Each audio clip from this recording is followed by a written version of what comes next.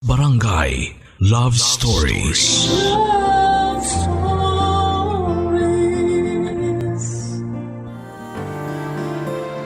Ang nakaraan ang bumubuo sa kinabukasan ng isang tao. Kaya minsan ay hirap tayong ayusin ang ating hinaharap dahil sa hindi kagandahang simula ng ating buhay.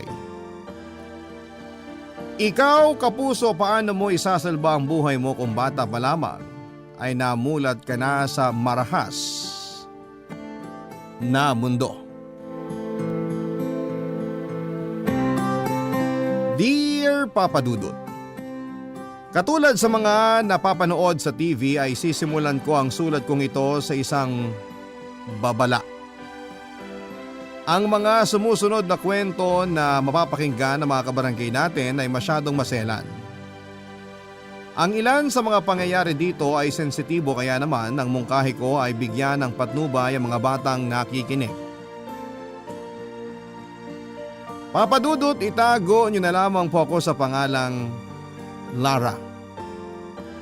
32 years old na ako at isa ko sa mga masugid ninyong tagapakinig mula sa Amerika. Sa YouTube channel po ninyo ako nakasubscribe at nakikinig ng mga kwento. Kung broken family ang pag-uusapan, hindi magpapahuli ang pamilya namin dyan. Mas broken pa yata sa pinaka-broken ang pamilya ko, Papa Dudut. Lumaki ako sa isang kahig isang tukang buhay. Minsan nga ay puro kahig lang at walang tuka. Paano ba naman kasi sobrang laki ng pamilya namin? Kargador ang tatay ko samantalang on-call na labandera naman ang nanay ko. 12 kaming magkakapatid at ni isa sa amin ay wala man lang nagseryoso sa pag-aaral. Ang iba'y naging tambay samantalang may mga kapatid naman akong maagang nagkaanak. Ang ilan naman ay umalis at nagsolo na lamang, kaya patuloy ang paghihirap namin sa bawat taong dumaraan. Papa Dudut, kahirapan ang pangunahing problema ng pamilya namin. Pero para sa isang 10 taong gulang na tulad ko noon ay hindi ito ang problema ko, kundi ang mga bagay na ginagawa sa akin ng kapatid kong si Kuya Jomar, Papa Dudut.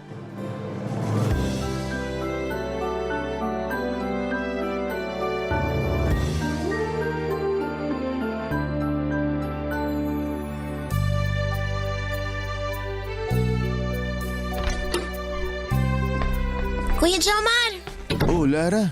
Ba't gising ka pa? hinintay kita. Sabi mo kasi bibigyan mo ako ng regalo sa birthday ko eh. Birthday ko na ngayon. Kaya naman pala. Happy birthday. Ilang taong ka na ba? 10 na ako. Nako, dalaga ka na pala. May regalo ka ba sa akin? Siyempre naman, meron. Nag-promise ako sa'yo, di ba? Nasaan? Wala naman akong makita eh. Teka lang, mamaya ako ipapakita sa'yo. Masyado ka naman excited. Dapat bago ko ibigay yung regalo mo, may gagawin ka muna sa akin. Ano namang gagawin ko? Masayin mo muna ako sandali. Pagod ako galing trabaho eh. Si kuya naman. Lagi mo na lang kung inuutosang magmasahe sa'yo. Sige na, bahala ka. Hindi ko ibibigay regalo mo. Maganda pa naman yun. Sige na nga. Halika, doon tayo sa kwarto. Nasaan yung mga tao sa bahay? Bakit parang walang tao dito? Tulog na sila. Sina ate naman lumabas. Sina nanay at tatay. Tulog na rin. Ikaw na lang ang gising? Ikaw talaga. Hinihintay ko yung regalo mo sa akin eh. Kuya, inaantok na rin ako. Ibigay mo na sa akin yung regalo ko para makatulog na ako. Sandali lang. Di ba nga mamasahihin mo pa ako? Teka, ihiga lang ako. O ayan, halika na. Ready na ako. Ano ba yan, kuya? Ayan, ganyan. Di na mo pa ng konti. Ayan. Mas maganda kung papatong ka sa likod ko. Okay. Uy, ang bigat mo na pala. Nagdadalaga ka na talaga ah. Kuya, last na to ah. Sa susunod, hindi na kita mamasahin. Oo, last na to, promise. Ay, pero alam mo ba kung anong mas magandang gawin kaysa sa masahe? Ano? Maligo. Ang bantot mo na eh. Kuya naman eh. Oo nga, ang bantot mo na. Maligo muna tayo bago ko ibigay yung regalo mo. Pero naligo na ako kaninang umaga. Kaninang umaga pa yun, gabi na ngayon. Sige na, tanggalin mo na yung damit mo. Kuya, nahihiya ako. Ba't ka naman mahihiya kuya mo ako? Dali na, ako magpapaligo sa'yo. Ikaw na lang maligo. Bukas na lang ako maliligo. Sabay na nga tayong dalawa maligo para mas masaya. Ayaw mo bang makuha yung regalo mo? Bahala ka. Ibabalik ko na lang to dun kung saan ko binili. Sige na nga. Ayan. O sige, magubad ka na. Bilang isang bata ay malaki ang naging tiwala ko noon kay Kuya Jomar. Masyado pang inosente ang tingin ko sa mga nangyayari noon kaya walang naging mali siya para sa akin kahit nasabay kaming naliligo. Natatandaan ko pa may mga pagkakataon noong siya ang nagsasabon sa katawan ko. Hindi lang yon ang ginagawa niya kundi pinaglalaroan din niya ang ibang parte ng katawan ko. Late ko nang na-realize na mali pala ang ginagawa niyang yon sa akin, Papa Dudut. Nung nagkaisip ako ay nasiwa na ako sa mga nangyayari. Kaso nga lang ay hindi ako makapalag kay Kuya Jomar. Gusto ko mang magsumbong ay palagi niya akong tinatakot na papatayin niya ako. Papatayin din daw niya ang lahat ng makakaalam.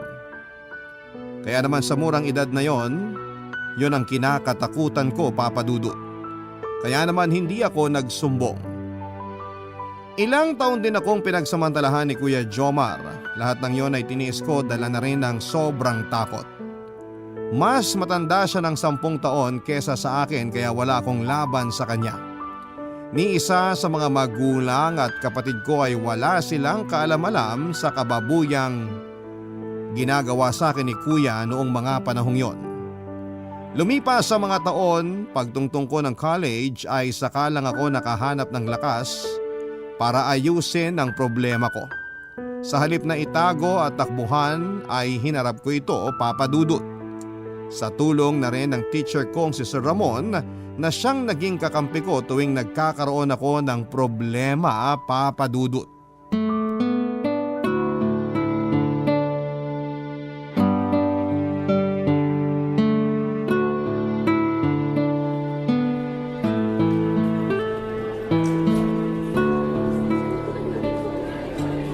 Lara, Good afternoon po, sir. kamusta na yung group project nyo? Malapit na po matapos. Bilis ah. Next week pa naman yung deadline nun, di ba? Next week pa nga po pero tinapos na agad namin. Magaling po groupmates ko eh. Nakaswerte ka yata sa mga agrupo mo ah. Oo nga po eh. At least wala na akong pinoproblema. Bakit? Ano pa bang ibang pinoproblema mo? Wala po. Actually Lara, nilapitan talaga kita kasi gusto kita makausap. Ha? Bakit naman po? Tungkol saan po? Napapansin ko kasi na pababa yung grades mo. Lalo na ngayong SEM. Yung activities mo hindi man lang umaabot sa passing score. Ganun po ba? Medyo hirap po kasi ako sa klase ngayon eh. Hirap ka ba talaga o may iba ka pang inaalala kaya ka nagkakaganyan? Hirap lang po talaga. Hayaan niyo po, babawi ako. Kaya nga kita inilagay sa grupo ng magagaling eh, para mahila ka nila pataas. Alam mo, pwede ka naman magsabi sa akin kung may problema ka. Wala po akong problema, sir. Kayo talaga. Marami ng estudyante ang dumaan sa akin. Alam ko kung anong itsura ng batang problemado. Si sir talaga. Wala po akong problema. Iba yung mga lumalabas sa bibig mo kesa sa sinasabi ng mga mata mo eh. Matagal ko na rin kasing napapansin na palagi ka nagsosolo. Hindi ka na sumasama sa mga kaibigan mo. Lagi kang mag-isang nakaupo sa sulok, nakatunganga, na parang ang lalim ng iniisip. Gusto ko lang po talagang mapag-isa minsan. Bakit gusto mo mapag-isa? May rason yan. Si sir naman, bakit parang kino-corner niyo naman ako? Nag-aalala lang ako sa'yo. Siyempre, isa ka na sa mga estudyante ko na malapit sa akin. Ayaw ko lang na mapag-iwanan ka. May mga problema lang po kasi ako sa bahay na parang di ko na kayang harapin pa eh. Tulad ng ano? Mga magulang mo ba ang problema? Naku, hindi po. Pera ba ang problema mo? Kasama na rin po yan pero hindi po yung pinaka-pinoproblema ko ngayon. Eh ano? Pwede mo bang ikwento sa akin? Baka matulungan kita. Kung sasabihin ko po ba sa inyong totoo, ipapangako niyo bang hindi niyo to ipagsasabi kahit kanino? Oo naman. Lahat ng ino-open sa akin ng mga estudyante ko, walang nakakaalam. Magaling ako magtago ng sikreto. Subukan mo ako. May kuya po ako sa bahay. Ginagalaw niya po ako, sir. Ha? Anong ibig mo sabihin ginagalaw? Pinagsasamantalahan ka niya? Opo, simula pagkabata, hindi niya na po ako nilubayan. Hindi ka ba nagsumbong sa mga magulang mo? Takot po ako eh. Baka saktan ni kuya si nanay at tatay. Sa pulis. Dapat magpatulong ka sa pulis. Krimen niyang ginagawa niya sa'yo. Sir, wag po. Hayaan na lang natin siya. Ayoko po ng gulo. Hindi mo po kilala si Kuya Jomar. Kaya niyang pumatay ng tao. Kahit na. Hindi maganda ang ginagawa niya sa'yo. Sir, nag-promise po kayo na walang makakaalam sa mga sinabi ko sa inyo. Huwag ka mag-alala. Hindi ko ito ipagsasabi pero kailangan may gawin tayo dyan. Ako na pong bahala kay Kuya, sir. Ang gusto ko lang naman, may makausap tungkol sa problema ko kasi sa totoo lang, ang bigat na. May mga times na hindi ko na po kaya. Mabuti at nabanggit mo sa akin. Sana kahit paano gumaan yung mga karga-karga mo. Kung gusto mo maglabas ng sama ng loob, nandito lang ako, Lara. Tandaan mo, pwede mo akong lapitan at kausapin. Salamat po, sir.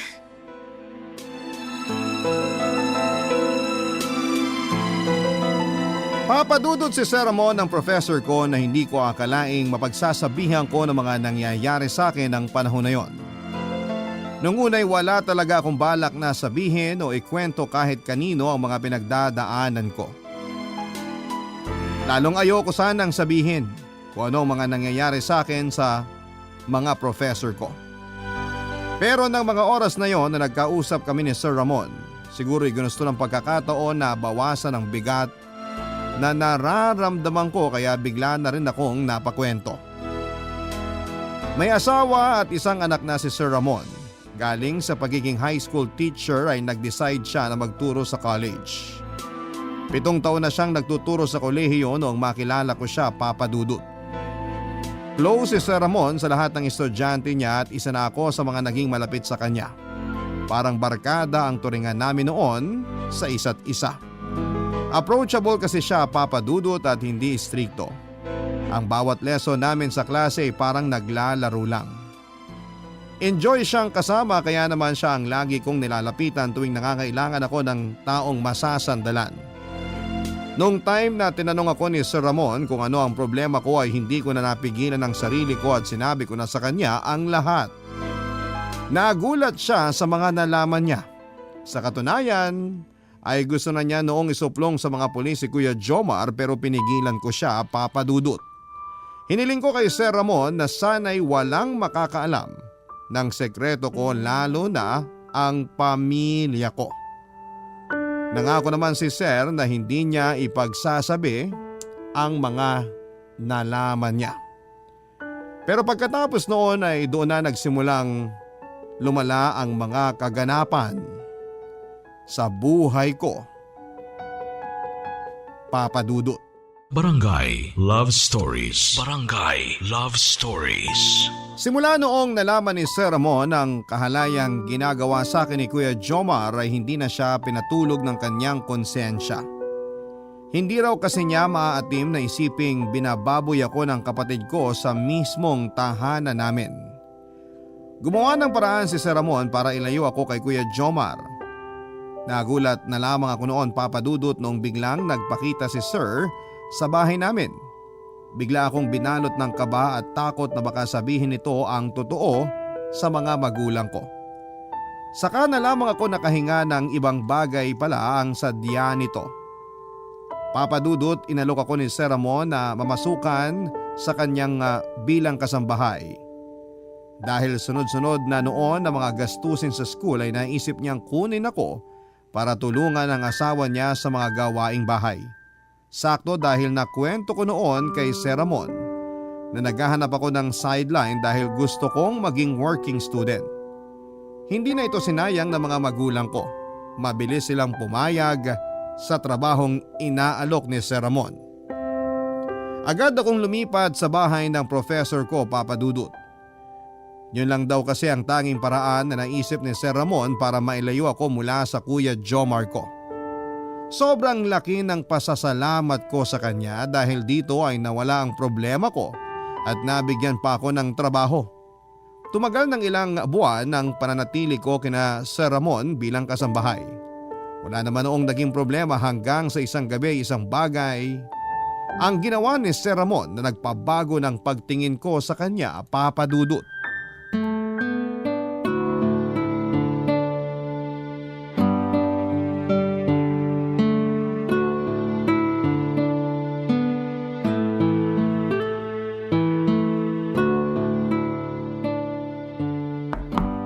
Lara? Gising ka pa ba? Sir? Bakit po?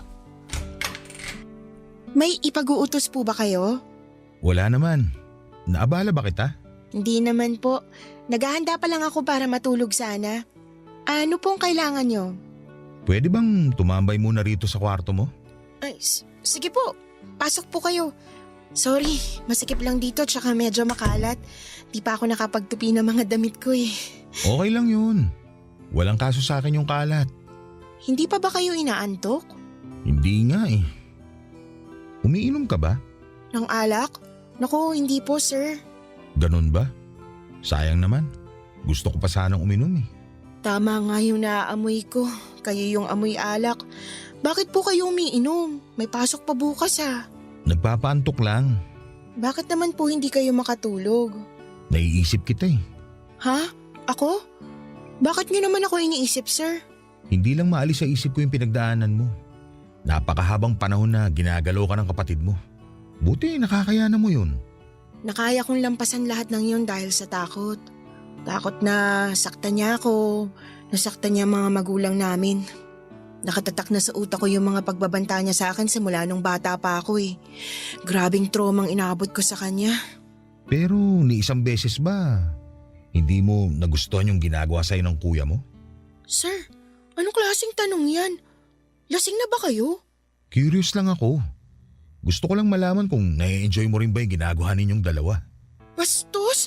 Paano ko i-enjoy yung panghahalay sa akin ng mismong kapatid ko? Nakakadiri kayo, sir. Eh paano kung hindi mo kadugo yung gagawa sa'yo nun? Okay lang ba sa'yo?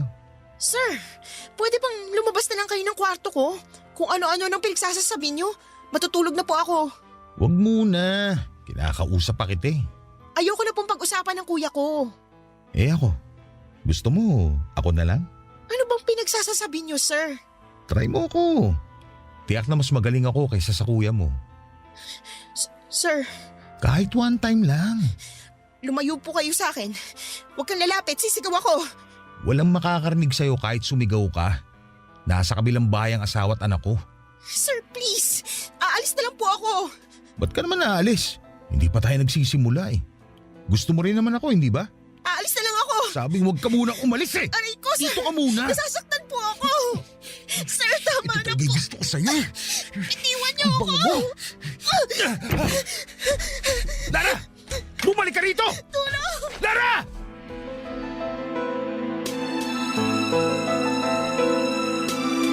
Sa lahat ng tao ay hindi ko inakala na magagawa rin yun sa akin ni Sir Ramon, Papa Dudut. Hindi ko ina-expect na ang sarili kong teacher ay pinagnasaan din pala ko. Akala ko ay nagwo-worry siya. Akala ko ay gusto niya akong tulungan, yun pala ay may iba din pala siyang motibo. Kaya niya ako inimbitahan sa pamamahay nila. Nang makatakas ay dumiretso kagad ako sa bahay namin at gulat na gulat noon sina nanay nang makita kong umiiyak na umuwi. Pero kahit na anong tanong nila sa nangyari ay hindi pa rin ako nagsalita, Papa Dudut. Kapag kasi sinabi kong pinagtangkaan akong halayin ni Sir Ramon ay baka walang maniwala sa akin dahil para sa lahat ng tao ay mabait siya, matulungin at para bang hindi niya kayang gawin ang ginawa niya sa akin. Isa pa ay hawak-hawak niya ang sekreto ko. Kapag kinalaban ko siya ay baka ipagkalat pa niya ang kawalang hiyaang ginawa sa akin ni Kuya Jomar. Noong mga time na yon ay ayokong masira ang pamilya namin kaya tiniis ko na lamang ang lahat. Pagkatapos noon ay hindi na po ako pumasok sa klase, Papa Dudut. Ang tiwalang binigay ko kay Sir Ramon ay nasira na. Nakaramdam ako ng takot sa kanya. Ang trauma ko ay nagsimulang maramdaman ko. Simula pagkabata ay mas pinalapan niya ang mga naranasan ko. Kaya naman minabuti kong huwag na lamang magpakita pa sa eskwela. Ang problema nga lang, matapos kong makatakas mula kay Sir Ramon ay kinailangan ko namang bumalik sa bahay namin kung saan ay nandun si Kuya Jomar.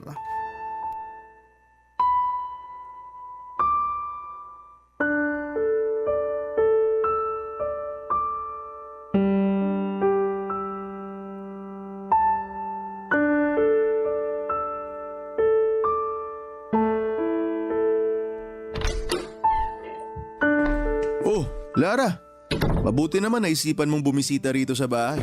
Akala ko nakalimutan mo nang may pamilya ka eh. Umalis na ako kina Sir Ramon. Hindi na ako namamasukan doon. Bakit? Ano nangyari? Mahabang kwento. Sinasaktan ka ba niya? Basta, wag mo nang alamin. Ang mahalaga, nilayasan ko na yung manyak na yun. Manyak? Bakit? Anong ginawa niya sa'yo? Inasok niya ako sa kwarto. Pinagsamantalahan niya ako. Walang hiya yun ah. Gusto mo sugurin natin ngayon yung hayop na yon? Makakatikim talaga siya sa akin. Wag na. Mag-ieskandalo ka pa. Tsaka wala namang maniniwala kahit sabihin ko yung totoo eh. Baka naman inaakit mo siya, kaya ganun. Kuya! Kakampihan mo pa ba yung baboy na yon? Palibasa pareho lang kayo. Anong sinabi mo? Wala. Sabi ko maliligo na ako. Gusto mo sabay tayo? Kuya naman, pwede bang itigil mo na yung ginagawa mo sa akin? Hindi ka ba natatakot sa mga pinagsasasabi mo? Bakit naman ako matatakot? Wala naman nakakaalam eh. Pwera na lang kung may pinagsabihan ka. Meron ba? Wala. Good. Kaya gustong gusto kita eh. Tahimik ka lang. Alam mo, namiss kita. Sakto. Nasa labas si nanay ngayon. Walang tao dito sa bahay. Ano? Gusto mo ba? Kuya, please naman. Sus! Kunwari ka pa eh. Gustong gusto mo rin naman yung ginagawa natin. Halika na! Sandali lang kuya, ano ba? Halika na! Bakit ba ang arte mo? Gusto mo pa yatang makatikim sa akin eh, ha? Isusumbong kita kay tatay. Sige, gawin mo! Hinahamon kita! Magsumbong ka sa kanila! Baka gusto mong maulila na tayo sa mga magulang. Nagmamakaawa ako sa'yo, lubayan mo na ako. Paano kita lulubayan? Eh ikaw tong lumapit sa akin. Bumalik ka nga dito sa bahay. Ibig sabihin nun, gusto mo yung mga nangyayari sa ating dalawa. Kasi kung hindi, di sana matagal ka nang umalis dito sa bahay. Di ba? Kung kaya ko lang sana matagal na akong umalis. Ang dami mong satsat. Maligo ka na. Pagbalik ko dapat ready ka na. Saan ka pupunta? Sa labas. Bibili ng maiinom. Pampainit ng katawan. O sige na. Maligo ka na. Alam ko namang sabik ka na rin sa akin eh.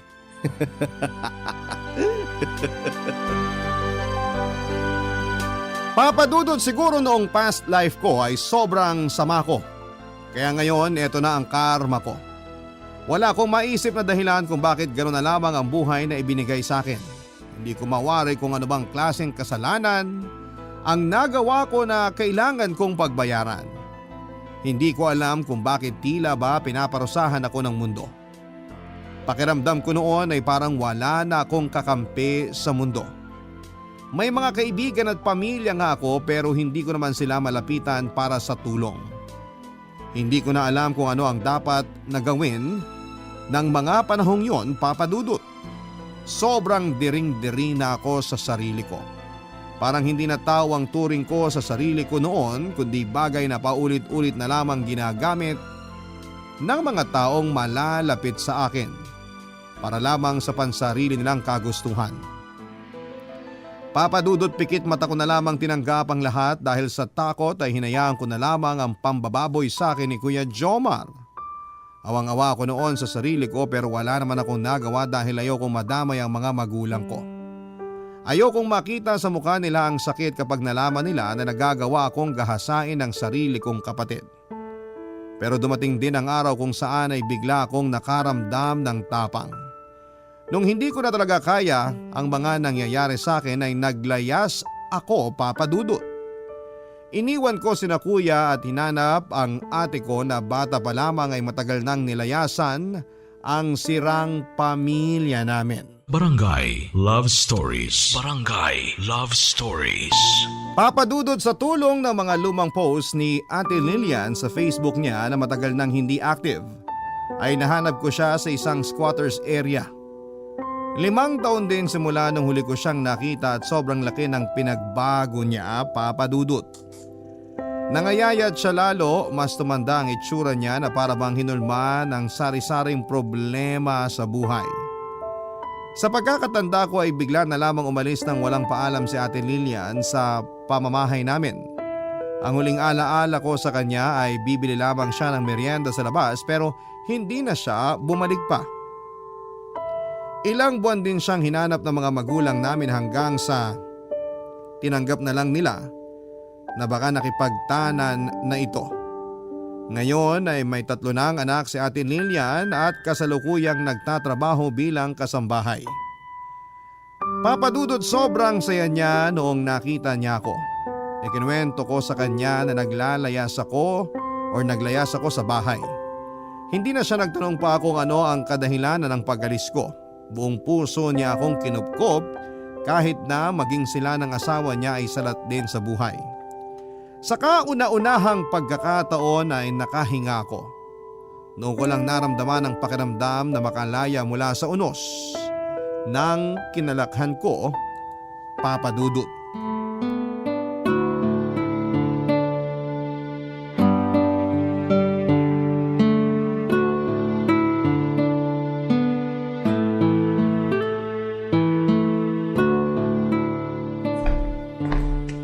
Good morning, ate.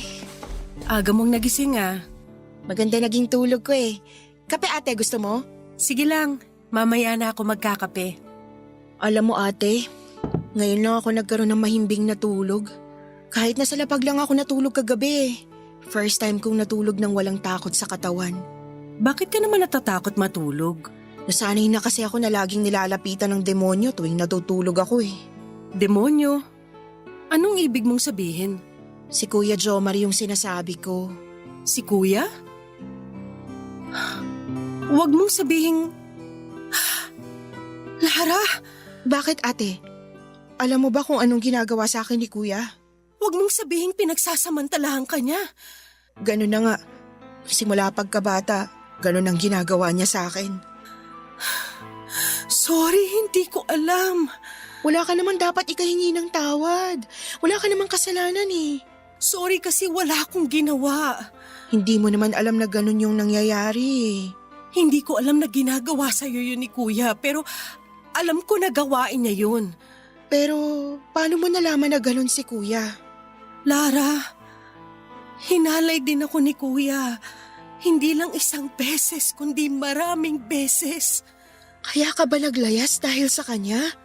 Oo, hindi ko na matiis noon yung pambababoy na ginagawa niya sa akin. Hindi ko alam na pati ikaw ginagalaw din pala niya. Walang hiya talaga yung taong yun. Napakahayop. Hindi ba alam nila nanay ang nangyari sa'yo? Hindi. Pinagbabantaan niya ako na papatayin niya si nanay kapag nalaman nila ang totoo. Pareho pala tayo ng dinanas. Kung alam ko lang, sana nagsalita na ako noon pa. Paano yan, ate? Natatakot ako para sa buhay nila, nanay at tatay. Hindi magagawa yun ni Kuya Jomar. Alam ko kasi puro salita lang siya eh. Grabe! Paano nagkaroon ng ganong klaseng tao? Napakademonyo niya, anak siya ni Satanas. Mabuti na lang nakalayo na tayo sa kanya. Kaya sobra-sobrang pasasalamat ko sa'yo, ate. Kasi tinanggap mo ko sa bahay niyo. Hindi mo ko pinagkaitan ng kalayaan. Huwag kang mag-alala. Hanggat magkasama tayo, hindi ka magagalaw ni Kuya Jomar. Sana kunin na rin natin si nanay at tatay. Nag-aalala din ako sa kanila eh. Hayaan mo, kapag nakaluwag-luwag ako, kukunin natin sila. Ilalayo natin sila sa kapatid nating yun. Maraming salamat, ate. Gagawin ko lahat, huwag ka lang muling masaktan. Makalipas ang ilang buwang pananatili ko kina Ate Lilian ay kinailangan ko na ring maghanap ng trabaho. Ramdam ko na kasi noon ang pagiging pabigat ko at ayoko namang dagdagan pa ang problema nila, ate, kaya pinilit kong makahanap ng trabaho. Dahil college dropout ay nahirapan ako noong makahanap ng matinong hanap buhay. Mabuti na lamang at isang kaibigan ang nakilala ko kung saan ay ipinasok niya ako sa isang bar. Nagsimula ako bilang waitress pero mas mababa pa sa minimum wage ang sinasahod ko noon, Papa Dudut. Napilitan akong kumapit sa patalim at pumayag na ibenta ang sarili kong katawan, kapalit ng pera. Nang mga panahong yon ay manhid na ang isip at damdamin ko sa mga ganong bagay. Inisip ko na lamang na buong buhay ko ngayong naranasan sa mismong kuya ko pa. Kaya naman wala nang epekto kung pagkakakitaan ko ito. Total ay sira na ang dignidad ko, ay hinayaan ko na lamang na maging katulad ako ng isang kalapate na mababa ang lipad. Hindi man ito ang buhay na ninanais ko, ay eto naman ang buhay na kinailangan ko para makakain ako at mapakain ko ang mga mahal ko sa buhay. Hindi ako proud na naging bayaran akong babae, Papa Dudut. Pero hindi ko rin kinakahiya na ang trabahong yon ang naging dahilan kung bakit unti-unti ay umayos ang buhay ko. Ilang taon akong naging prostitute. Kahit papaano ay natahimik naman ang buhay ko noon sa kabila ng ganong klase kong trabaho. Hanggang isang araw, bigla na lamang nagpakita sa amin si Kuya Jomar.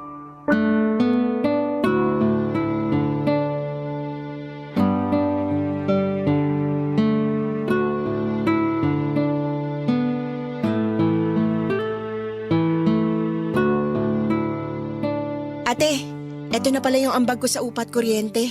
Hawakan mo na muna. Bukas pa ako makakadilihensya ng pantagdag natin dyan. Sige, ako na lang muna magbabayad para sa buwang to. Talaga?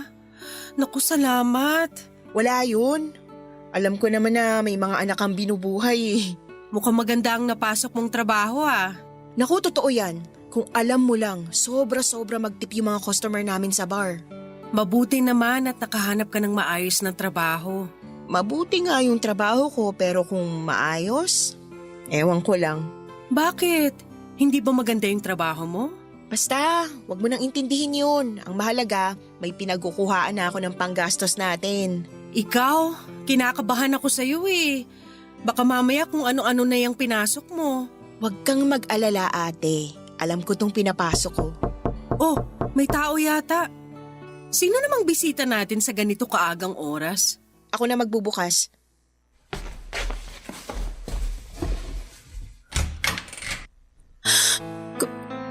Kuya Jomar? Kumusta? Ano, Lara? Namiss mo ba ako? Jomar? Anong ginagawa mo rito? Aba, magkasama pala ang paborito kong mga kapatid ah. Lilian, long time no see ah. Anong ginagawa mo rito? Bakit? Bawal ko ba kayong bisitahin ng mga kapatid ko? Paano mo nalaman kung saan kami nakatira? Paano naman kayo hindi mahahanap ang dami mong post sa Facebook? Kung nagtatago kayo, di sana binlock nyo ako sa Facebook nyo. Ayan tuloy, nahanap ko kung nasan kayo. Aminin mo na kasi, Lara, nagpapahanap ka rin sa akin eh. No? O paano ba yan? Nandito na ang kuya. Susunduin na kita. Wala kang susunduin. Umalis ka na rito. Bakit mo naman ako pinapalayas agad, Lilian? Ganyan ka ba tumanggap ng bisita? Papasukin niyo naman ako. Hindi ka welcome sa pamamahay ko. Umalis ka na! Okay. Madali lang naman akong kausap. Lara, halika na. Hindi ako sasama sa'yo. Anong hindi ka sasama?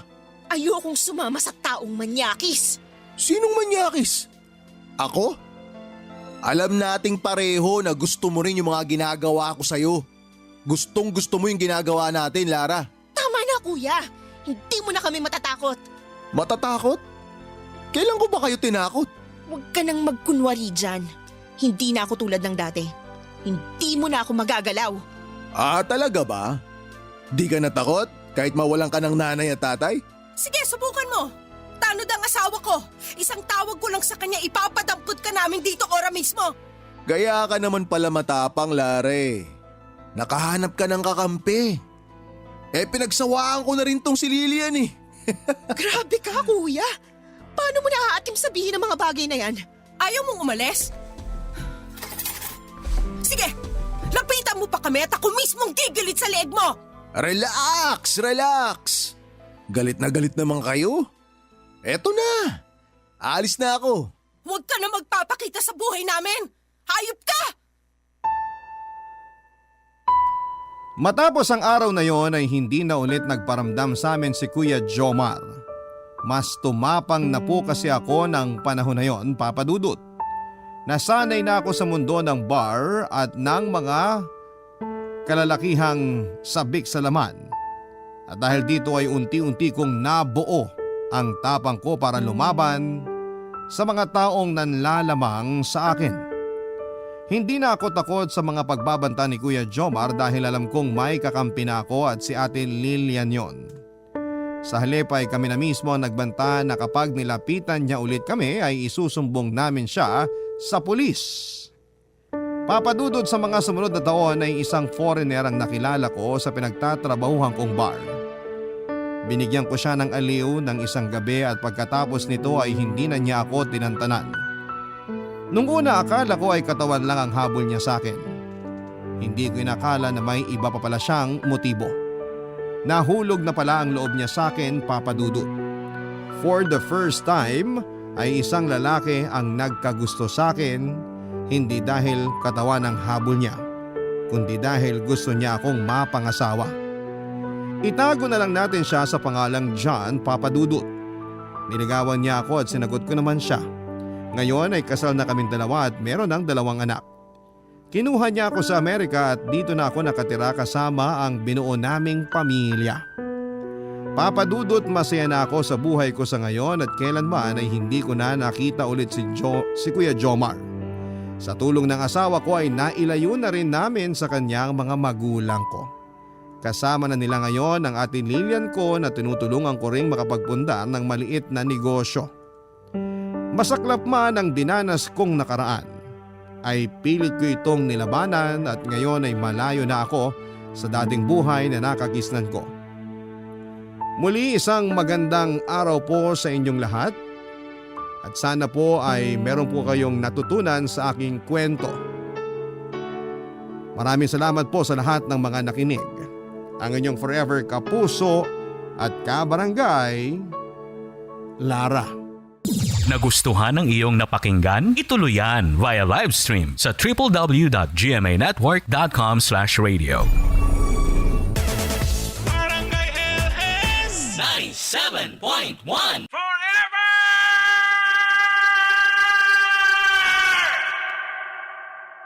Barangay LS 97.1 97.1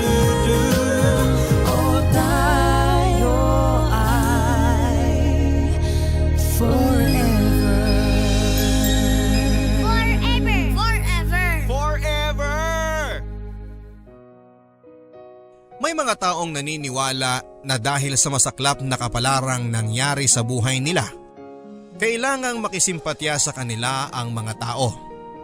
Tratuhin sila ng espesyal, na para bang may utang na loob sa kanila ang mundo dahil sila ang sumalo ng mga pagdurusa na inaakala nilang dapat para sa maraming tao. Pero sinaktan man ng mundo, sila din ang mga taong madalas na nananakit sa kapwa nila. Nananakit ng mga mahal nila sa buhay. At para sa kanila makatwiran ang ganong pananakit dahil sa mga masasakit ding karanasang pinagdaanan nila. Kaya lang, makatwiran nga ba? Dear Papa Dudut, ako po si Ian, 20 years old at nasa second year college pa ako ngayon at kumukuha ng kursong psychology sa isang university sa Maynila. Siguro po kaya ako naingganyong kumuha ng psychology dahil sa Tito Intoy ko. Na-inspire ako sa kanya hindi dahil role model siya pagdating sa kagandahang asal. Na-inspire akong kumuha ng psychology kasi dahil sa mga sama ng loob na dinadala niya at pagiging bayolente niya paminsan-minsan. Si Tito Intoy ko rin ang dahilan kaya na-inspire din akong sumulat sa inyo at ibahagi ang kwento ng buhay niya na sa tingin ko ay kapupulutan ng aral ng maraming kalalakihan at mga kababaihan na rin. Kadugo ko si Tito Intoy, Papa Dudut. Bunsong kapatid siya ng papa ko. 5 silang magkakapatid, 2 babae at 3 lalaki. Pangalawa sa panganay ang papa ko. Intoy ang tawag sa kanya kasi yon ang palayaw na ibinigay sa kanya ng lola ko. Ang sabi ni lola ay parang endearment daw yung Intoy na ang ibig sabihin ay bunso. Pero ang totoong pangalan niya ay Vicente. Wala pang asawa noon si Tito Intoy noong mga bata pa kami. Kaya siya lang ang bukod tanging anak na nakatira sa bahay nina lola. Lahat ng mga anak nina lolo at lola ay nakatira malapit sa bahay nila. Kaya lumaki kaming magpipinsan na close sa isa't isa. Sina papa at iba pang tiyahin at tiyuhin ay bumukod na kina lolo. Pero kung may kailangan kami kina lola, isang sigaw lang ay nakukuha na namin kaagad. Halimbawa ay kapag inutusan ako ni papa na hiramin yung martilyo ni lolo. Sisigaw lang ako ng lolo, pahiram po daw ng martilyo nyo si papa. Sisigaw naman pabalik ang lolo ko ng lintik na bata to. Ginulat mo na naman ako. Kunin mo na lang dito at masasakit na ang mga tuhod ko. Habang umiiling naman ang papa ko na bumubulong ng, ang sabi ko manghiram sa lolo, hindi manigaw ng lolo. Pahagikik naman akong tatakbo para kunin ang martilyo kina lolo. Sa kabuuan ay masaya ang pamilya namin. Magkasundo ang lahat. Magkakasama kami kapag may mga espesyal na okasyon. Nagbibiruan at nagtatawanan. Pero nababago ang lahat kapag nalalasing na si Tito Intoy. Siguro dahil pareho kaming bunso ni Tito Intoy kaya magkasundo kami. Ako ang palagi niyang inuutusan kapag nagpapabili siya ng sigarilyo o kaya naman ay beer sa tindahan sa kanto ng bahay namin. Mabait naman siya at may malasakit sa akin. Noong panahong pwede pang bumili ng tinging yosi at pwede pang makasinde sa mga tindahan ay naisip kong sindihan na ang sigarilyong pinabibili sa akin ni Tito Intoy para hindi na siya mahirapan at hihit-hitin na lamang niya. Pagdating ko sa kanya ay binatukan niya ako at sinabing wag ko raw gagawin yon kasi masama sa kalusugan ang manigarilyo. Sabay bugan ng usok sa mukha ko. Weird pero pakiramdam ko ay nagmamalasakit siya sa akin. Kasi kapag galit si Tito Intoy ay galit siya talaga. At nasaksihan ko yon nung minsang hinihiram ng pinsang ko yung pang-ahit niya at nasira. Hinampas niya ng walis tingting sa likod ng binti ang pinsang ko ng 2 beses habang paulit-ulit na sinisigawan. Naisip ko noon na para siyang asong nauulol sa galit sa itsura niya. Yon ang problema kay Tito Intoy. Mabait siya at mahinahon magsalita pero kapag nalalasing o kaya ay kapag akala niya ay naaagrabyado siya ay nag-iibang ugali niya. Kaya hindi na rin kami nagtataka kapag nababalitaan naming napapaaway siya sa mga kaibigan niya. Umiiling na lamang si Papa kapag nalalaman yon. Para bang tanggap na lang nila na ganon si Tito Intoy at hindi na magbabago. Tinotolerate na lang nila kasi wala na silang magagawa. Pero bumuhos ang lahat ng hinanakit sa buhay ni Tito Intoy noong namatay si Lolo, ang tatay nila. Hinding-hindi ko makakalimutan yung araw na yon at yung araw na nakaburol pa si Lolo at nagwala siya. Doon ko nalaman kung bakit pala siya umiinom at palagi siyang nakasimangot na parang galit sa mundo.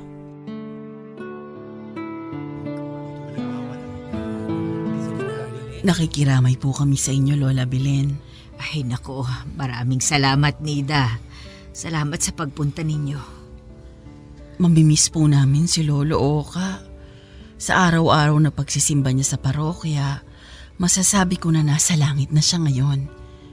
Napakabait po niyang tao at palaging nakangiti sa kahit na sinong makasalubong. Salamat, Nida. Uy, siya, sige, kumain na muna kayo sa baba. Naghanda kami ng sopas para sa mga maglalamay ngayong huling gabi ng burol ni Oka. Ay, sige po.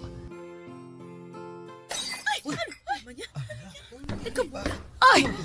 Ano ba yon? Ano nangyari? Naku, Lola Belen, yung bunso ninyo nagwawala na naman. Ano? Asan ba yung mga kapatid niya? Sus Mariosep! Ang paplastik nyo! Magsiuwi na kayo! Puro kayo mga sinungaling! Umalis na kayo! Ay! Pambihira ka, Intoy! Ano ba ginagawa mo? Bakit ka ba nagwawala? Nay, sabihan nyo mga lintik na kapitbahay natin para lang makakain ng libre. Kung ano-anong kasinungalingan ang sinasabi tungkol kay tatay Ano bang pinagsasasabi mo? Nandito sila para makiramay sa atin, hindi para makikain. Hindi, Nay. Sinungaling sila Sinasabi nilang mabait si tatay. Hindi siya mabait. Demonyo si tatay. Anak naman, nakiusap ako, tama na yan. Pweh! Nagsisimba araw-araw kasi pinagdadasal niya na mamatay niya ako.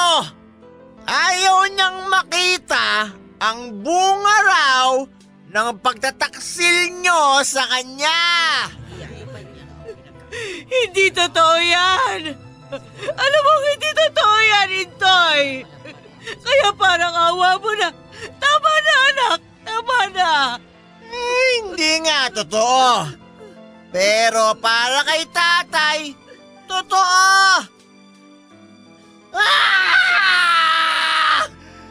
Wisit na buhay ito. Kasalanan ko bang pinanganak ako sa mundo? Bakit siya ganun, Nay? Bakit? Tama na, anak. Igalang mo naman ang huling gabi sa atin ng tatay mo. Ay, Diyos ko, Intoy. Huminahon ka na. Anong Diyos? Hindi ako naniniwala sa Diyos nyo. 5 kami magkakapatid. Pero ako lang ang hindi tinuring na anak ni tatay. Ang dami-daming bata sa lugar natin. Pero ako lang ang nagka-polio. Ako lang ang batang pilantod dahil mas maiksi ang isang hita ko. Ako lang ang batang pag kinakausap ng matatanda noon, lagi nauutal. Kaya paano ako maniniwala na meron Diyos, ha?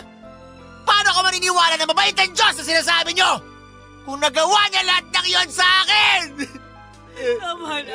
Tama na, anak. Tama na. Tatay! Tatay!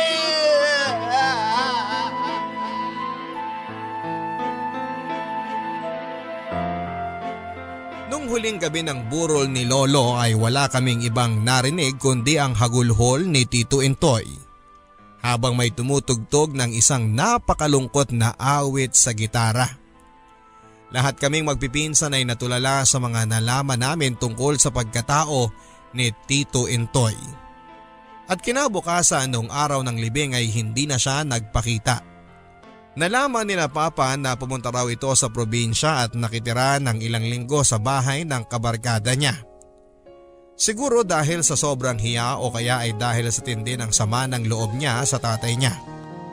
Pagkalipas ng 1 buwan ay bumalik si Tito Intoy. Parang walang nangyari. Ang saya-saya niya at pagdating niya sa bahay ay niyakap niya si Lola at mga kapatid niya. Pinatawag niya kaming lahat na magpipinsan at binigyan ng pasalubong. At dahil ako ang paborito niya ay may pera pang kasama ang pinasalubong niya sa akin. Naisip ko na ang bait ni Tito Intoy. Pero kawawa naman pala siya.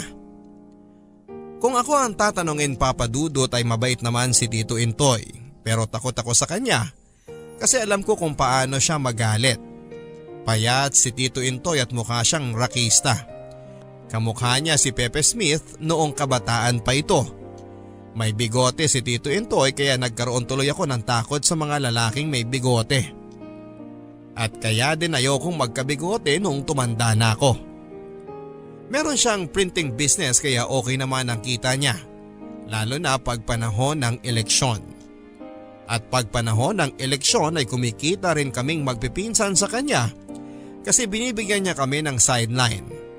Kung hindi tagakat ng papel, kami yung pinagdidikit niya ng mga campaign posters sa lugar namin. Pero ingat kami lagi sa mga kilos namin kapag nandyan siya kasi hindi namin alam kung kailan siya magagalit o kaya naman ay magwawala. Hindi na naulit yung matinding pagwawala niya noon sa burol ni Lolo pero palaaway pa rin siya. Kahit mga kapatid niya ay inaaway niya na mababaw lang naman ang kadahilanan. Halimbawa ay naingayan lang sa tawa ng ate niya, sinisigawan na niya kaagad at minumura. Hindi raw siya makapag-concentrate sa ginagawa niya kasi ang ingay ng ate niya. Nakibit balikat na lamang ang ate niya at hindi siya pinansin. Sinabi na sa akin ni Papa noon na pagpasensyahan na lang daw si Tito Intoy kasi kawawa naman daw ito.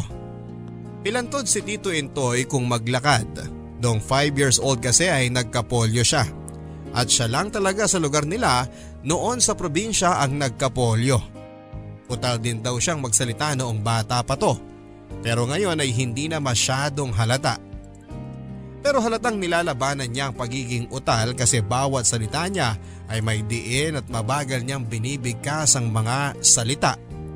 At naisip ko na kaya rin siguro panayang inom ni Tito Intoy kasi diretso siyang magsalita kapag nalalasing.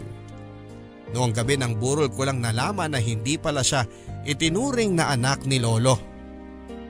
Ang sabi ni Papa ay nagselos lang daw si Lolo sa isang kaibigan ni Lola na pumunta sa bahay namin. Kaya naman pinagbintangan niya ang lola ko na nagtaksil sa kanya noong nabuntis ito. Pero matagal nilang alam na hindi totoong hindi siya anak. Kasi kapag pinagtabi mo yung picture ni Tito Intoy at tong picture ni Lolo noong binata pa ito ay para silang pinagbiyak na bunga. Pareho silang payat at may bigote. Naisip ko nga ay parang nag-time travel si Pepe Smith sa iba't ibang henerasyon, Papa Dudut. Hindi nakapagtatakang maisip ni Papa at ng mga kapatid niya na malamang ay hindi na makapag-asawa si Tito Intoy kasi walang babaeng makakatiis sa pag-uugali niya. O kung meron man ay dapat daw ay mas malaki ang katawan kesa kay Tito Intoy para pwede siyang ipalibag sa pader kapag nalalasing ito at nagwawala.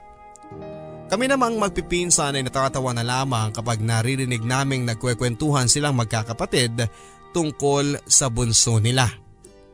Pero nagulat kaming lahat nang malaman naming may GF pala si Tito Intoy.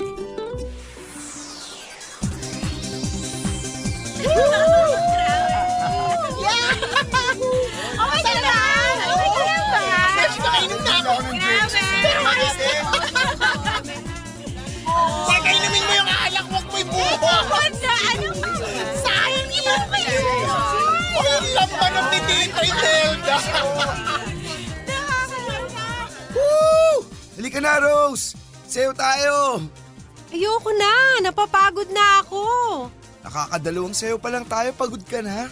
Sinabi ko naman sa'yo, di ba? Hindi ako mahilig sa disco. Tsaka sabi ko sa mga kuya ko maaga akong uuwi.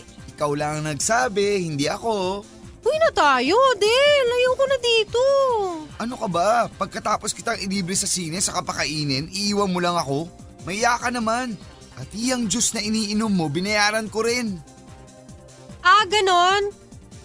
O ayan, sobra-sobra pa yung pambayad sa sine, sa kinain at ininom ko. Saksak mo yan sa baga mo. Eh, siraulo ka pala eh. Ano ba, Dale? Iwan mo nga ako, ano ba? Pare, baka gusto mong bitiwan yung babae. Ano bang pakialam mo? Girlfriend ko to. Hindi na, break na tayo. Oh, may break na pala kayo eh. Huwag kang makialam, pilantod. Ah, pilantod pala ha? Ay! Ano? Papalag ka? Ha? Ulo! Hoy! Bumalik ka rito! Babalikan kita! Di pa tayo tapos! Sige na, miss. Umuwi ka na rin. Baka balikan ka nung ex mo. Rose. Rose ang pangalan ko. Salamat ah. Kasalanan mo rin eh. Hindi mo pala gusto sa mga gantong lugar. Sumama-sama ka pa sa ex mo. At least nakilala kita. Parang eksena lang sa pelikula kung paanong nagkakilala si Tita Rose at si Tito Entoy. Superhero ang naging dating ni Tito Entoy kay Tita Rose. At kahit na merong kapansanan ay hindi yun ang nakita niya sa tiyuhin ko. Siguro kasi likas na masayahin si Rose at malambing. Kabaliktaran ng uncle ko na bugnutin at may pagkabayolente. Hindi ko alam kung papaano niligawan ni Tito Entoy si Tita Rose pero isang araw ay dinala ni Tito Entoy si Tita Rose sa bahay at sinabing siya raw ang GF niya at balak nilang magpakasal. Nagkatinginan lang ang magkakapatid Papa Dudut at parang nag-aalala sila para kay Rose at hindi sa kapatid nila. Pero ngumiti lang sila at walang sinabing masama tungkol kay Tito Entoy. Papa Dudut, si Tita Rose mas bata ng 3 taon kay Tito Entoy pero mas mature ang approach sa buhay. Marunong siyang magpasensya at nakakaunawa sa sitwasyon ng mga tao. Mabait si Tita Rose, kapag pumapasyal siya sa bahay ni Lola, lahat kaming magpipinsan ay may pasalubong. At pareho sila ni Tito Entoy. Ako rin ang naging paborito ni Tita Rose sa aming magpipinsan. Ulila na sa mga magulang si Tita Rose. May 2 siyang kuya na nagtatrabaho sa abroad at pareho na ring may sariling pamilya. Kaya noong nagpakasal sila ni Tito Entoy at Tita Rose ay bumukod na sila kaagad at tumira sa bahay ni Tita Rose. Malayong malayo na sila sa bahay ni Lola at sa mga kapatid ni Tito Entoy. At noong kinasal si Tita Rose at Tito Entoy ay eksaktong magka-college na ako at mag-aaral na sa Maynila. At dahil malapit sina Tita Rose sa university na papasukan ko, niyaya ako ni Tita Rose na sa kanila na tumira. Total ay dadalawa lang daw sila sa bahay.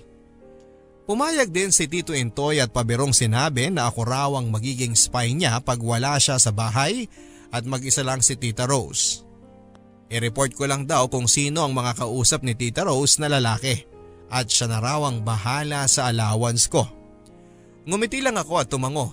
Mahirap na baka pag tumanggi ako ay magalit sa akin si Tito Entoy. Wala pa akong lakas ng loob o tapang para galitin ang tiyuhin ko Papa Dudut kaya umuo lang ako. Para sa akin ay biro lang yon pero para kay Tito Entoy ay hindi pala biro. Totoong nagsiselo siya. Yung galit niya pag pinapalo niya ang mga pinsang ko ang nakikita ko sa mukha niya kapag nakikita niyang nakikipag-usap si Tita Rose sa ibang lalaki. Ako naman kahit makita kong may kausap si Tita Rose na ibang lalaki ay alam kong walang mali siya. Hindi ko sinasabi kay Tito Entoy para hindi sila mag-away. Pero sa isang taong pamamalagi sa bahay nila, nasanay na ako kay Tito Entoy na laging inaaway si Tita Rose kahit tungkol sa maliit na bagay lamang. Sumisigaw siya at nagmumura. Si Tita Rose naman ay hindi umiimik at hinahayaan na lamang si Tito Entoy na magbunganga. Ang sabi niya sa akin ay okay lang daw yon. At least ay hindi siya sinasaktan kagaya ng ibang babae. Kaya kapag sumisigaw si Tito Entoy ay magkukulong na lamang ako sa kwarto, magsusuot ng headset at magpapatugtog ng malakas para hindi ko siya marinig. Kaya lang, nangyari ang kinakatakutan kong mangyari.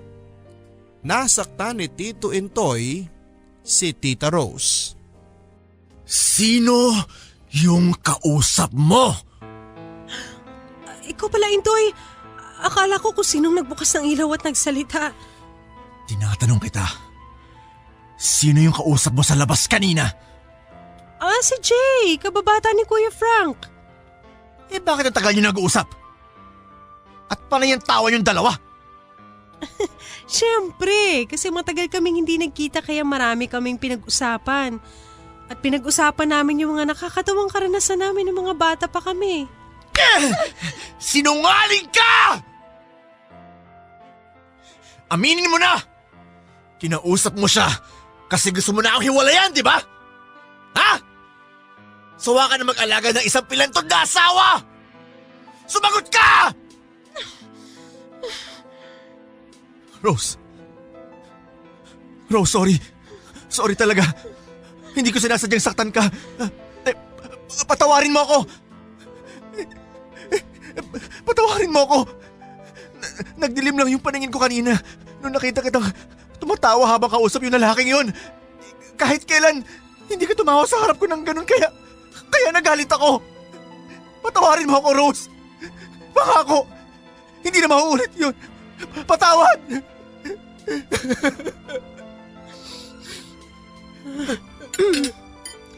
Kumain ka na? Rose, natakot lang ako na baka mawala ka sa akin. Hindi ko kaya kung mawawala ka. Ikaw lang ang taong totoong nagmamahal sa akin. Hindi ko naramdaman yun sa mga magulang ko. Kaya patawarin mo na ako. Natakot lang ako. Huwag mo akong iiwan. Huwag ka na magalit sa akin. Kumain ka na. Maghihilamos lang ako. Rose, please! Huwag mo akong iiwan!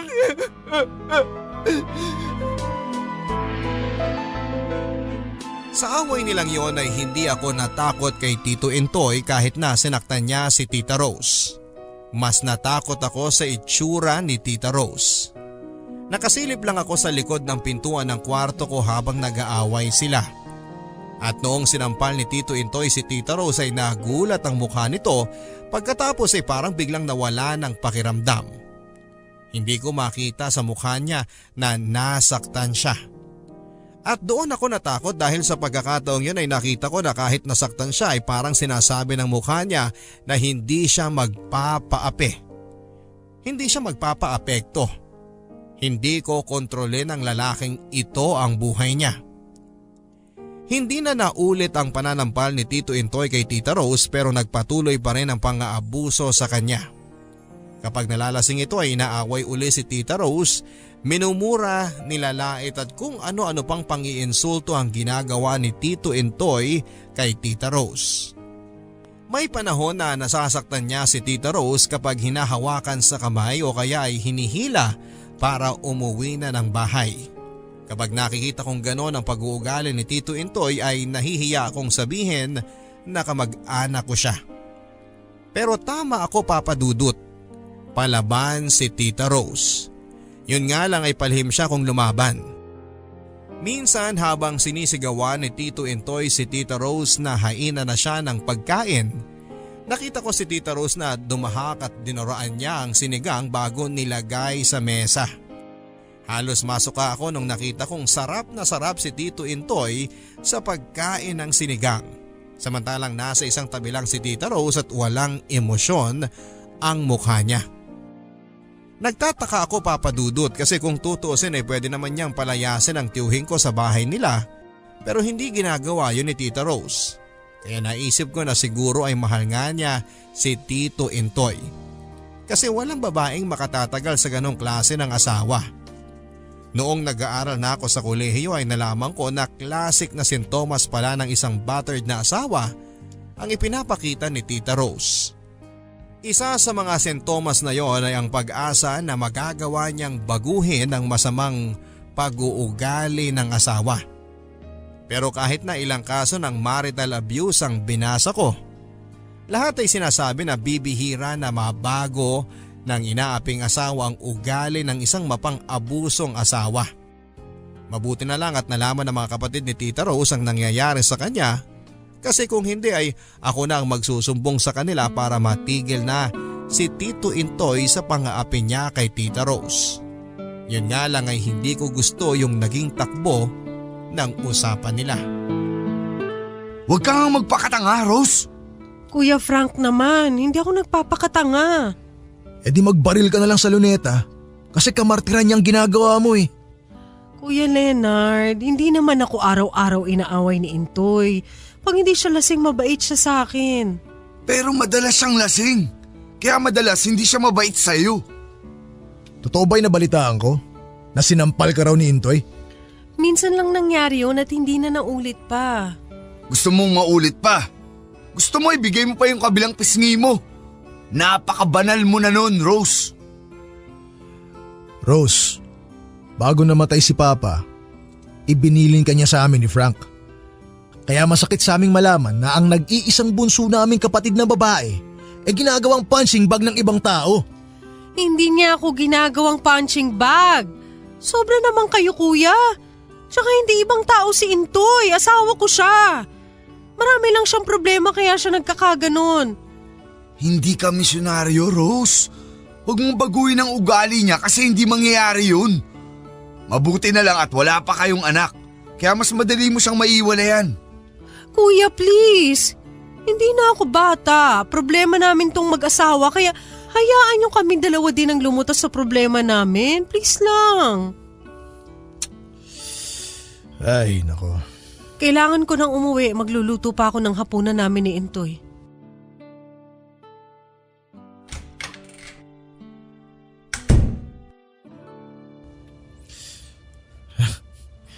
Lintik na Intoy yun. Kung hindi lang sa kapatid natin, matagal ko nang napatay yung taong yun eh. Pareho pala tayo nang iniisip, Kuya Leonard. Anong gagawin natin, Frank? Kuya, pwede namang aksidente lang ang mangyayari, hindi ba? Anong ibig mo sabihin? Gumawa tayo ng pagkakataon para malagay sa alanganin ang buhay ni Intoy. Gawin natin para makalaya na si Rose sa impyernong buhay niya ngayon. Anong nasa isip mo?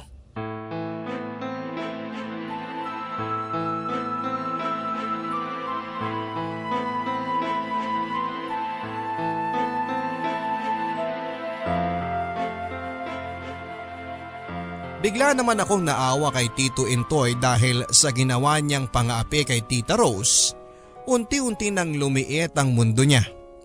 At malamang ay na-realize niya yon kaya tuwing nalalasing siya at nasasaktan niya si Tita Rose ay nagsusorry siya at humahagulhol na parang bata, buong magdamag habang nakahilig ang ulo sa kandungan ni Tita Rose. Mahal ni Tito Intoy si Tita Rose. Sigurado ako at medyo weird lang ang pagpapakita niya ng pagmamahal. At alam ko na mahal din ni Tita Rose si Tito Intoy kasi kino-comfort pa rin ni Tita Rose si Tito Intoy kapag umiiyak ito habang nagsosorry. Hanggang sa pareho na silang makatulog. Ang totoo ay naaawa ako sa kanilang dalawa, Papa Dudut.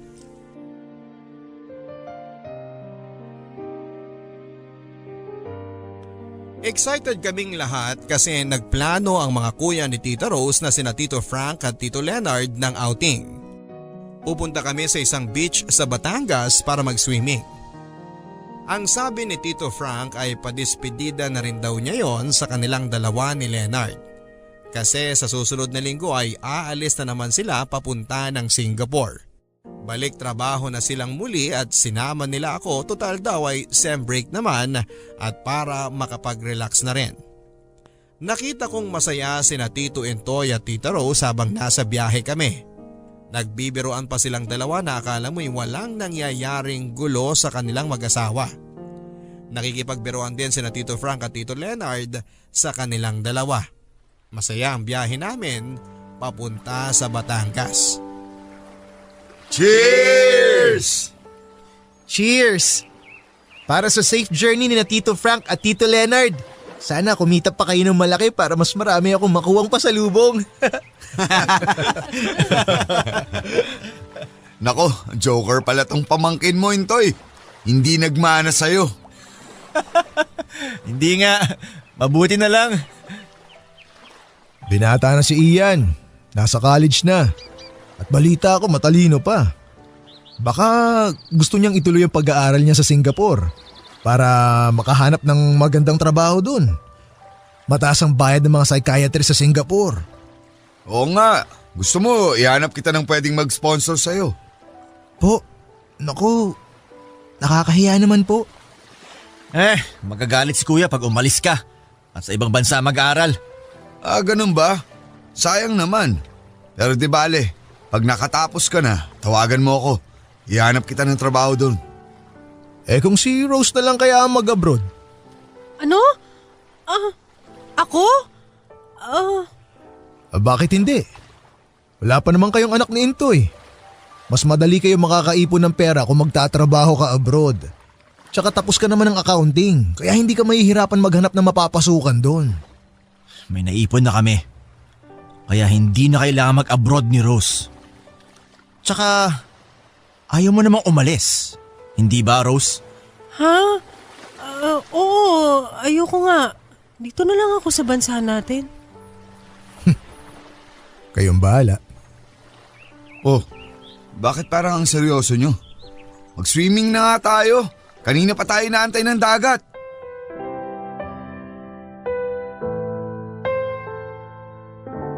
Nakita ko uli yung mukha ni Tito Intoy kapag nagagalit siya sa mga pinsan ko at pinapalo niya noong nakikipag-usap siya sa mga kuya ni Tita Rose.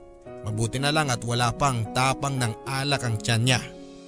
Kung hindi ay baka nauwi sa suntukan ng beach outing namin. Pero may iba palang binabalak ang mga kuya ni Tita Rose para kay Tito Intoy. Planado na pala yung pag-uusap nila. Gusto talaga nilang galitin si Tito Intoy para mabigyan ng katwiran ang binabalak nilang gawin. Intoy, halika dito. Mas masarap ditong lumangoy. Mas malalim. Woo! Sige, dyan na ako!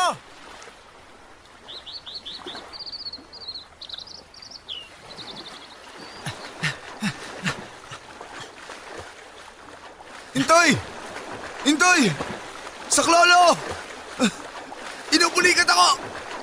Tulungan mo ako! Malulunod ako! Ha? Andyan na ako! Huwag ka magulo, Kuya Frank! Malulunod ako! Hawak na kita! Malulunod ako! Tulungan mo ako! Huwag mo akong kapitan sa leeg! Kundi pareho tayong malulunod! Tulong! Tulungan mo ako! Ayoko pa mamatay! Sandali lang! Pareho tayong...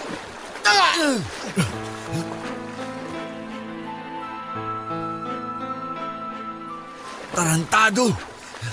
Ikaw lang ang malulunod! Tingnan natin kung makakatagal kang walang malay dyan sa ilalim!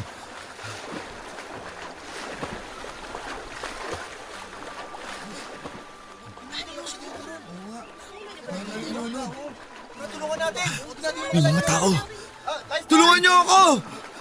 Ang bayo ko nalulunod! Hindi ko siya mahila pataas kasi pinupulikat ako! Tulungan niyo kami!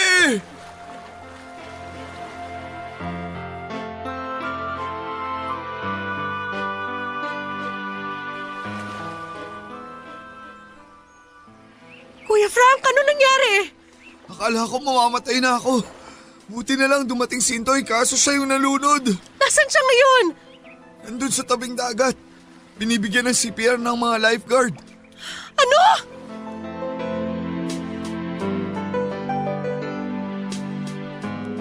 Sabay kaming dumating kung saan ay nandoon si Tito Intoy habang nag-a-administer ng CPR sa kanya ang mga lifeguard. 1 minuto lang ang tumagal pero parang napakahabang 1 minuto ang naranasan naming dalawa ni Tita Rose habang hinihintay niyang magkamalay ang tito ko. Pagkatapos ng 1 minuto biglang naubo at naglabas ng tubig sa bibig si Tito Intoy. Nagkamalay na siya, buhay pa si Tito Intoy. Nang gabing yon, nasa tabi lang ni Tito Intoy si Tita Rose at hindi ito umaalis sa tabi ng asawa niya. Tita Rose, sabi ni Tito Leonard, kumain ka na raw po. Mahirap malipasan ng gutom.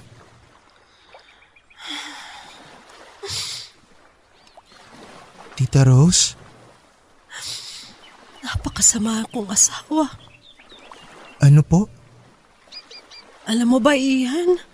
Nung nire-revive si Tito Intoy mo ng mga lifeguard, naisip ko, Sana hindi na siya magising. Sana mamatay na siya.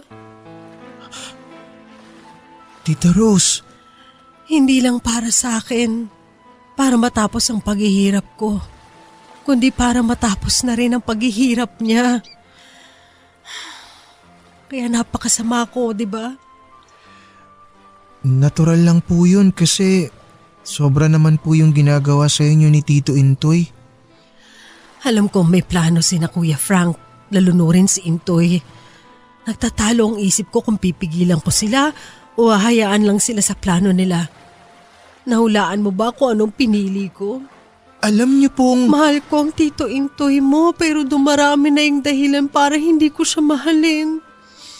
Dumarami na yung mga pagkakataon na gusto ko siyang mawala na lang sa buhay ko.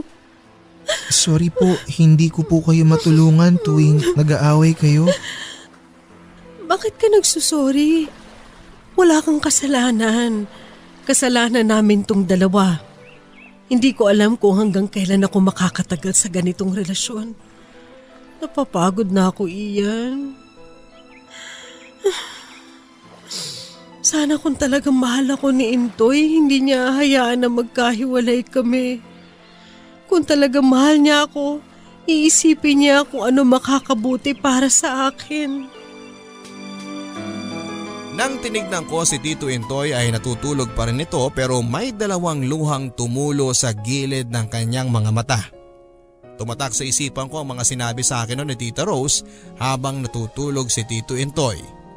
Kaya lalo akong naawa sa kanilang dalawa.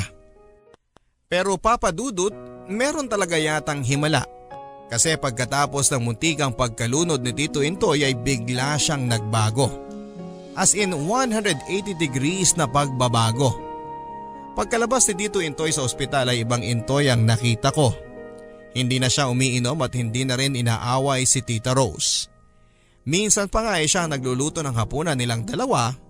Nakita ko na nagtataka si Tita Rose pero nagtataka na masaya. Dahil siguro dinidinig ng Diyos ang dasal niya na tuluyan ng magbago ang asawa niya. Ang sabi ni Tita Rose ay alam kaya ni Tito Intoy na sinadya siyang lunurin ng mga kapatid ni Tita Rose kaya siya nagbago. Pero kung ganun nga dapat ay inaway na silang lahat. Kasi kilala nila si Tito Intoy na hindi magpapaagrabyado kahit kanino. Ako naman ay hindi ko na iniisip kung bakit siya nagbago. Basta masaya na ako na nagbago na siya. Masaya ako para sa asawa niya at para sa pamilya namin. Sa unang pagkakataon ay naging proud ako sa tito ko. Pero ilang buwan lang ang lumipas at bumalik na naman sa dating gawi si Tito Intoy.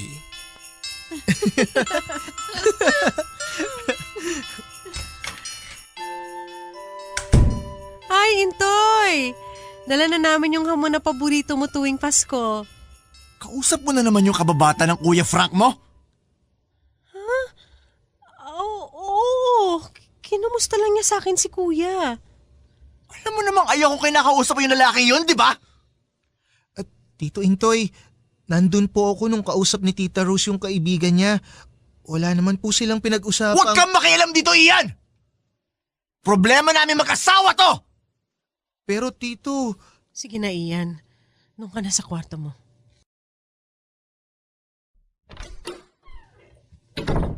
Palihim ka nakikipagkita sa kanya, no? Ano bang sinasabi mo? Wala akong ginagawang masama. Sinungaling ka! Alam ko nilaloko mo ko!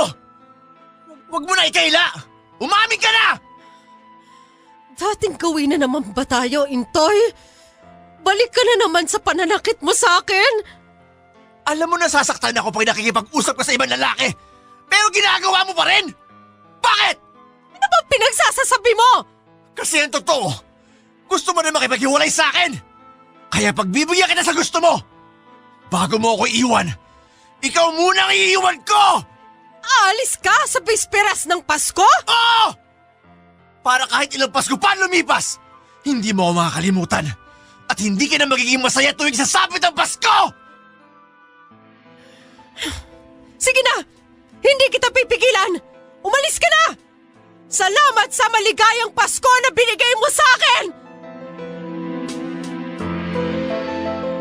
Nakakalungkot Papa Dudut kasi besperas ng Pasko nang tuluyang magkahiwalay sina Tita Rose at Tito Intoy. Gusto kong habulin si Tito Intoy at pagsusuntukin sa mukha kasi sinasayang niya yung pagkakataon na sana'y maging maligaya na sila ni Tita Rose. Kaya lang ay alam kong hindi na rin makikinig sa akin si Tito. Umasa na lang ako na balang araw ay magkakabalikan din sila. Kaso, hindi na nangyari yon. Natapos ang isa pang semester sa college at hindi pa rin bumabalik si Tito Intoy kay Tita Rose. Ang sabi ni Papa nasa kaibigan daw nila sa probinsya si Tito. Nagtayo na roon ng business at mukhang wala nang balak makipagbalikan kay Tita Rose. Nahiya na akong tumira pa kina Tita Rose kasi wala na akong kamag-anak sa bahay nila. Lumipat na ako sa ibang matitirahan na mas malapit sa pinapasukan kong university. Paminsan-minsan ay tumatawag sa akin si Tita Rose at nangungumusta. Pero alam ko na naghihintay rin siya ng balita galing sa akin tungkol sa kalagayan ng Tito Intoy ko. Kung anong alam ko, yun lang din ang sinasabi ko sa kanya. Patapos na ako ng second year college pero hindi pa rin nagkakabalikan sina Tita Rose at Tito Intoy. Hindi ko alam kung nagsawa na sa kakahintay si Tita Rose o napagod na siya sa kakaasang babalikan pa siya ni Tito Intoy. Alam kong masakit sa kanya na hindi na sila magkakabalikan pa at para makalimutan yung sakit na yon, pumayag siya sa kuya niya na magtrabaho muna siya sa Singapore. Sa akin binili ni Tita Rose ang bahay nila. Ang sabi niya ipaupahan ko na lang daw para hindi mabulok. Ayaw niyang ibenta kasi mahalaga daw ang bahay na yon sa mga magulang niya. At kahit hindi niya sabihin, alam kong mahalaga din para sa kanya dahil sa mga masasaya at mapapait na alaala nilang dalawa ni Tito Intoy sa bahay na yon. Lumipas pa ang ilang buwan nang makatanggap ako ng tawag mula kay Tito Intoy. Ang sabi niya ay puntahan ko raw siya kasi may ilang bagay daw siyang sasabihin. Nagulat ako kasi ang address na ibinigay niya sa akin ay isang home for the elderly. Wala pala siya sa probinsya. Nakikitira siya doon ng mga panahong nawawala siya. Oh, magkape ka muna Ian. Salamat po, Tito. Kumusta ka na ba?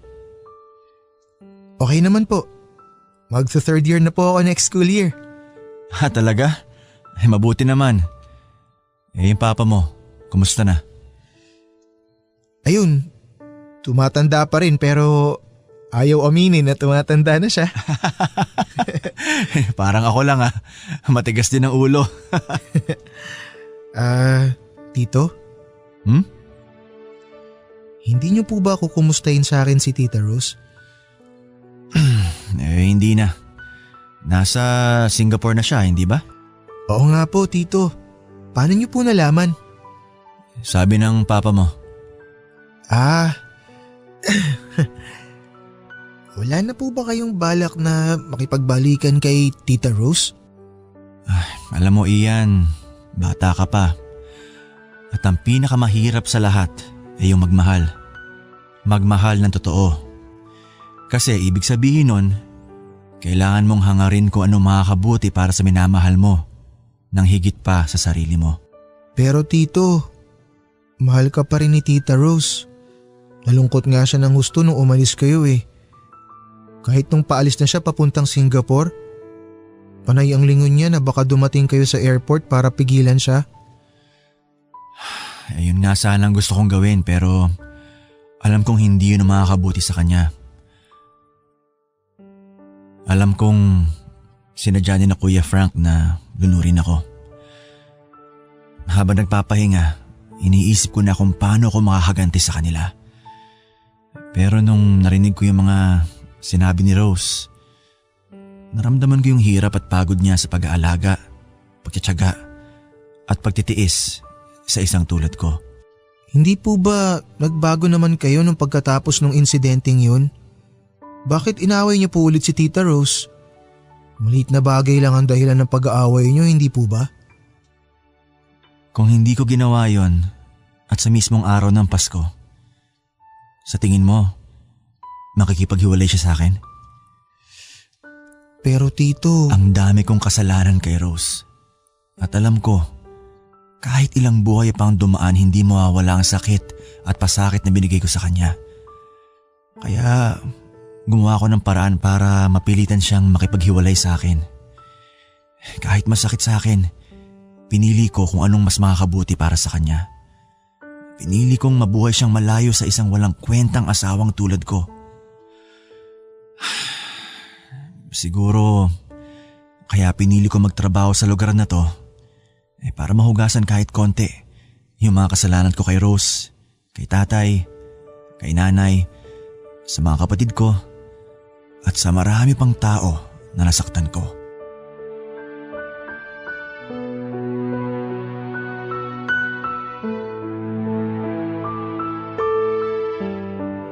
Papa Dudut, hanggang sa ngayon ay nandun pa rin si Tito Intoy sa Home for the Elderly.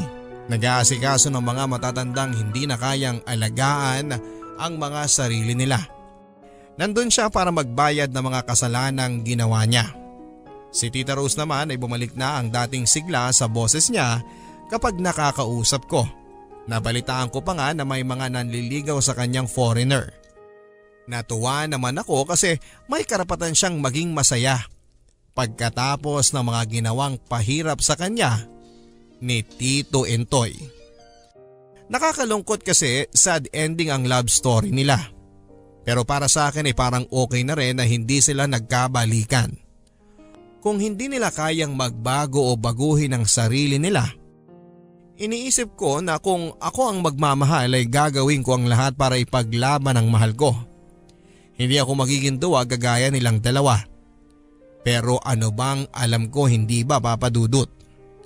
Hindi ko pwedeng husgahan ang ginawa nilang desisyon kasi hindi ko alam kung anong pinagdaraanan nila. Ang magagawa ko lang ay ipagdasal na sana anuman ang mangyari sa kanilang dalawa, magkasama man o magkahiwalay, mahanap nila ang kapayapaan at kaligayahan na matagal na nilang hinahanap. Lalo na si Tito Intoy.